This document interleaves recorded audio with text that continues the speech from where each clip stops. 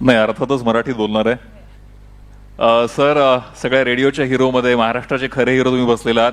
सगळ्या One round of applause. Yes, नाही, ते absolutely. म्हणण्याचं विशिष्ट कारण आहे, गेल्या 6 महिन्यात 1,16,000 कोटीची इन्व्हेस्टमेंट त्यांनी आणली आहे आणि महाराष्ट्राला एका वेगळ्या समृद्धीच्या पथावरती नेलंय. त्यामुळे ते आमचे खरे हिरो आहेत.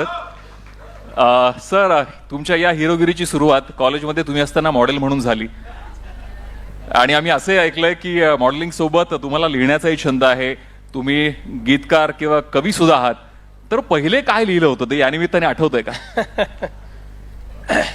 पहिल्यांदा तर सांगतो की मॉडेलिंग हा ॲक्सिडेंट होता. माझ्या मित्राने माझ्यासोबत केलेला प्रँक होता, पण तो चालला त्यावेळी आणि मी सुदैवाने वाचलो. पण त्याच्यानंतर मी कधीच हिंमत केली नाही. आणि मी नेहमी सांगतो की ते जे मॉडेलिंग केलं होतं ते त्यावेळेस थोडंसं गाजण्याचं कारण असं होतं की जर कुत्रा मनुष्याला चावला तर ती बातमी नसते, पण माणूस कुत्र्याला चावला ती बातमी असते.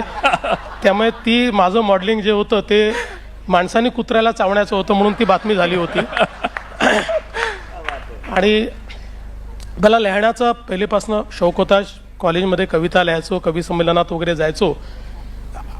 अगदी लहान असताना काही कविता वगैरे लिहिल्या होत्या. माझं म्हणजे एक आहे की लिहिल्यानंतर कधी ते साठवून ठेवलं नाही. जेव्हा वाटलं तेव्हा लिहायचं आणि स्वतःच वाचायचं. पब्लिकली कधी फारसं लिहिण्याचं काम केलं नाही.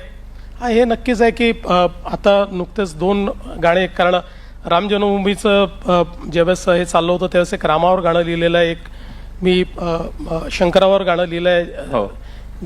आणि शंकर महादेवानांनी ते गायलेलं आहे. हो. बाकी एक तुम्हाला सांगतो की एक गाणं मी अजून लिहिलेलं आहे, जे गाणं तुम्ही शोधलं तर तुम्हाला सापडेल, मी सांगणार नाही.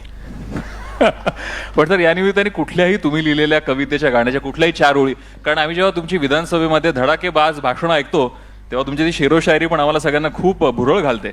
या निमित्ताने कुठल्याही 4 ओळी ज्या आम्हाला आता खरंच ऐकायला आवडतील. मी खरं म्हणजे तुम्हाला सांगू का, तसा मी रामदास आठवले घराण्याचा कवी आहे.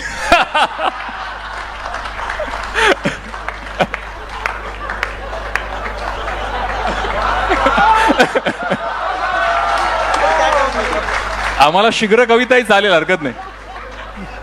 म्हणजे तुम्ही आहात आरजे, मला येत नाही फारसे, नाही, नाही. बाहेर लावले आरसे.